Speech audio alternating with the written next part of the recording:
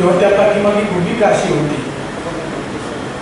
की लोकनेते राजाराम बापू पाटील यांनी जे काम महाराष्ट्रात उभं केलेलं आहे, विशेषतः सामाजिक क्षेत्रात आणि सहकार क्षेत्रामध्ये, शिक्षण क्षेत्रामध्ये जे काम उभं केलेलं आहे ते त्या काळामध्ये विशिष्ट जे लोक बापूंना भेटले त्यांच्यापासून प्रेरित होऊन त्यांनी ते काम केलेलं आहे. आणि मला स्वतःला असं वाटतं की कोणताही एखादा माणूस जेव्हा सामाजिक कार्यात उतरतो तेव्हा तो एक समाज पुढे घेऊन जात असतो. जेव्हा जेव्हा मी बापूंच्या जीवनाचा विचार करतो तेव्हा माझ्या असं लक्षात येतं की सयाजीराव महाराज, साने गुरुजी, कर्नल भाऊराव पाटील, विनोबा भावे अशा अनेक मान्यवरांच्या विचारांचे संस्कार लोकनेते राजाराम बापू पाटील यांच्यावर झाले. राजाराम बापूंची स्वतःची जीवनविषयक दृष्टी होती. मी ज्या व्यवस्थेत राहतो त्या व्यवस्थेचं मी नुसतं देणंच लागत नाही, तर त्या व्यवस्थेला पुढे घेऊन जाण्याची जबाबदारी माझी आहे, अशी मानसिकता असलेल्या नेत्यांपैकी राजाराम बापू पाटील होते. मी नेहमी बापूंच्या बद्दल असं बोलताना पेटे सर म्हणतो की ते लोक होते वेगळे, गर्दीत जे गेले पुढे. ते लोक होते वेगळे, गर्दीत जे गेले पुढे. मी मात्र थांबून पाहिले मागे किती जगत आहे. या व्यवस्थेची माणसं मागे आहेत, ज्यांचे जगण्याचे प्रश्न सुटले नाही, ज्यांचे शिक्षणाचे प्रश्न सुटले नाही, ज्यांना सांस्कृतिक क्षेत्रात बळ देण्याची आवश्यकता होती. नामदेव ढसाळे एकदा मला सांगत होते साहेब की मुंबईमध्ये आम्ही जेव्हा बापूंना भेटायचो तेव्हा बापू आम्हाला चळवळीसाठी मदत करत असायचे. म्हणजे दलित चळवळीपासून ते अभिजात चळवळीपर्यंत सगळ्या प्रकारांमध्ये जी माणसं काम करत होती त्यांच्या बापूंची जवळचा संबंध होता. हे सगळं सांगण्याचं प्रयोजन असं की हा जो विचार आहे की जो समतेचा विचार आहे, जो सयाजीराव महाराजांचा विचार आहे, जो विनोबांचा विचार आहे, जो आंबेडकरांचा विचार आहे, जो विठ्ठलरामजी शिंदेचा विचार आहे, म्हणजे सयाजीराव महाराजांनी तर खूप मोठं काम केलं. म्हणजे प्राथमिक शिक्षण सक्तीचं करणारं देशातलं पहिलं राज्य म्हणजे बडोदा संस्थान. बालविवाहाला बंदी केली, स्त्रियांच्या शिक्षणासाठी त्यांनी काम उभं केलं. एवढंच नाही तर एक घटना मला खूप आवडली आणि आठवते मला की राजा रविवर्मननी जेव्हा इथे येऊन चित्र काढली तेव्हा त्यांनी सांगितले की लोकांसाठी खुली करा. तेव्हा महाराजांनी असं सांगितलं की तुम्ही गावोगावी चित्र काढा, मी गावोगावी ती पोचवतो लोकांच्या पर्यंत. आणि त्या काळामध्ये राजा रविवर्मनना 50,000 रुपये मानधन सर त्यांनी दिले.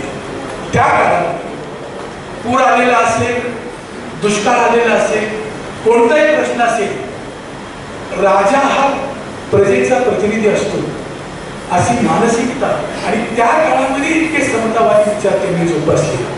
त्यांच्या विद्यापीठामध्ये त्यांनी स्थापन केलेल्या शिक्षण संस्थेमध्ये राजाराम बापू पाटील शिकले. तो काळ असा होता, मला वाटते 42चा काळ होता. त्या काळामध्ये बापूंनी पहिलीचं शिक्षण घेतलं की तो काळ हा क्रांतिकारी चळवळीचा काळ भारतामध्ये आपला होता. अशा काळामध्ये सयाजीराव महाराजांचा समतेचा, मानवतेचा जो विचार बापूंनी आत्मसात केला तो घेऊन बापूंच्या त्यांच्यात एक समान धर्म सूत्र मला असं सापडतं की राजाराम बापूंनी सुद्धा आपल्या कार्याची सुरुवात शिक्षणाने केली आणि खेडोपाडी शिक्षण पोहोचवलं. मंत्री असताना त्या काळामध्ये बापूंनी अनेक सामाजिक कामं केली. एक मुद्दा उदाहरण सांगायचं म्हणून सांगतो. गेल्या वर्षी भाषणात बोलताना सदानंद मोरे असे म्हणाले होते की 80-81च्या दरम्यान देहूमध्ये पाण्याचा प्रश्न निर्माण झाला होता, तर राजाराम बापूंनी ग्रामविकास मंत्री असताना तो पाण्याचा प्रश्न सोडवला. ज्या तुकारामाने समाजाला विचारांचं अमृत दिलं त्या माणसाच्या गावात पाणी देणारा राजाराम बापू सारखे नेता याचा प्रार्थना त्यांच्या तालुक्यात खूप मोठं काम त्यांनी करून ठेवलं. आणि मग माझ्या असं लक्षात येतं की हा सगळा विचार लोकांपर्यंत पोहोचला होता. जी माणसं कलेच्या क्षेत्रात एखादी भूमिका मांडतात, जी माणसं कलेच्या क्षेत्रात एखादा नवा विचार देतात, त्या माणसांसाठी आपण काय करतो असं नेहमी बापूंना वाटत असायचं. कारण तुम्ही एका कलावंताला, एका विचारवंताला, एका संपादकाला जर तुम्ही बळ दिलं त्याला तर तो समाजातल्या हजारो माणसांची मानसिकता बदलू शकतो. याचं भान असलेले यशवंतराव चव्हाण असतील, राजाराम बापू अशी खूप मोठी माणसं आमच्याकडे होऊन गेली. आणि म्हणून बापूंचा विचार जो समतेचा होता, जो शिक्षणाचा होता, जो सांस्कृतिक चळवळीचा होता, तो विचार लोकांपर्यंत जावा आणि निर्मिती करणाऱ्या माणसांनाही असं वाटावं की फील्डवर जाऊन माणसं काय काम करतात. बापूंनी पदयात्रा काढली राज्यभर आणि माणसांचे प्रश्न सोडून घेतले. याचं कारण बापूंच्यावर वारकरी चळवळीचा संस्कार होता. वारकरी चळवळीच्या घराणं म्हणजे बापूंचं घराणं. मला मार्टिन लुथर किंगच्या आठवण येते. तो असं म्हणतो की मैं यह नहीं जानना चाहता कि आपका धर्म क्या है अथवा आपकी राय क्या है. मैं यह नहीं जानना चाहता कि आपका धर्म क्या है अथवा आपकी राय क्या है, लेकिन यह जानना चाहता हूं कि आपकी कौन सी तकलीफ है. कोणते प्रश्न तुम्हाला पडतात आणि तुमचे दुःख काय आहे याच्यावर उत्तर शोधणाऱ्या, भूमिका घेऊन उत्तर शोधणाऱ्या माणसांचा तो काळ होता जो काळ बापूंनी पुढे नेला. आणि म्हणून अशी एक भूमिका घेऊन की कलावंतांना सुद्धा निर्मितीच्या वेगळ्या वातावरणात येऊन गरज झाली. त्यांच्या लक्षात यावं की माणसं कुठं आहे, काय प्रश्न समाजात आहेत, कोणते ताण समाजात आहेत. जगण्याच्या प्राथमिक प्रश्नासाठी संघर्ष करावी लागणारी अजून कितीतरी माणसं आहेत. त्या माणसांचं जगणं जर साहित्यात अधिक जोमानं आलं तर मला स्वतःच असं वाटतं की त्या अशा लोकांना बळ देण्यासाठी ही अकादमी आहे. आणि म्हणून या अकादमीच्या वतीनं आम्ही पुरस्कार देण्याचा निर्णय घेतला. लोककला असेल, संगीत, चित्र, नृत्य, साहित्य कोणते असतील, या कलांमधल्या कलावंतांना प्रतिवर्षी सन्मानित करण्याचं आम्ही ठरवलं. आणि बडोद्यात कार्यक्रम घ्यायचं कारण असं की बापूंचं शिक्षण इथं झालं, बापूंची जडणघडण इथं झाली. आमच्या दृष्टीनं आमच्या आयुष्यातला संवत्सर हा एक शिक्षण आहे की जो आम्ही विसरू शकणार नाही. बाकी काही कार्यक्रम होत असतात, पण एक माणूस, मी राजमातांना भेटायला गेलो तेव्हा सुद्धा त्यांना आश्चर्य वाटलं की इतर कुणी शिकून गेलेल्या माणसाबद्दल पुन्हा कुणीतरी भेटायला गेलो. त्यांनी माझं कौतुक केलं तिथे गेल्यानंतर की तुम्ही आहात की इथं आले. मुद्दा या सगळ्यातला सांगण्याचा असा आहे की राजाराम बापू पाटील ललित कला अकादमी ही माणसांच्या जगण्याला बळ देणारे, कलावंतांचा सन्मान करणारी अकादमी आहे. आणि यासाठी यावर्षी निवड झालेली आहे अरुणाताई ढेरेंची निवड केली. म्हणजे कविता, कथा, कादंबरी, समीक्षा, ललित लेख, आत्मपरले इतक्या प्रकारचं लेखन अरुणाताईंनी केलेलं आहे. आणि अरुणाताईंनी आपल्या वाणीने महाराष्ट्राच्या प्रबोधन चळवळीला हातभार लावलेला आहे.